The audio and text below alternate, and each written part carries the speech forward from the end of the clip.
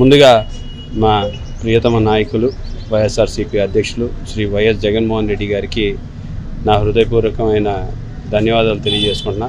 ఎందుకంటే ఇంకొకసారి మాకుపై నమ్మకం ఉంచి మరొకసారి నాకు అవకాశం కల్పిస్తున్నందుకు వారికి ఎప్పుడు కూడా రుణపడి ఉంటాం.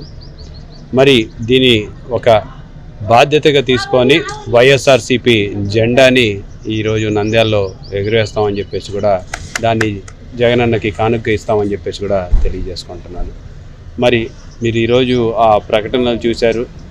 గతంలో కూడా ఒక ఎస్సీ సామాజిక వర్గం అలాగే ఒక బీసీ సామాజిక వర్గం వ్యక్తులతోటి చెప్పించడమే కాకుండా ఈరోజు నా ఎస్సీ, నా బీసీ, నా మైనార్టీ అని చెప్పడమే కాకుండా 200 పదవులు అంటే మన ఎమ్మెల్యే అండ్ ఎంపీ కలిపి దాదాపు 200 టికెట్లలో 100 టికెట్లు ఈరోజు ఎస్సీ, ఎస్టీ, బీసీ, మైనారిటీ సామాజిక వర్గానికి ఇవ్వడం అనేది ఇది చరిత్రలో మొట్టమొదటిసారి. ఇది ఒక రికార్డు.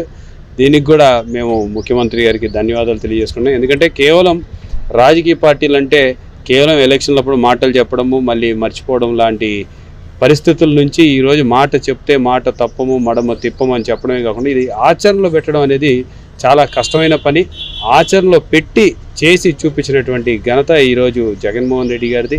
మరి ఈరోజు మహిళల్లో కూడా మహిళా టికెట్లలో కూడా శాతాన్ని పెంచడం చూస్తూ ఉన్నాము. మరి మైనార్టీలు కూడా గతంలో 5 టికెట్లు ఇస్తే ఈసారి 7 టికెట్లు ఇవ్వడం చూస్తూ ఉన్నాము.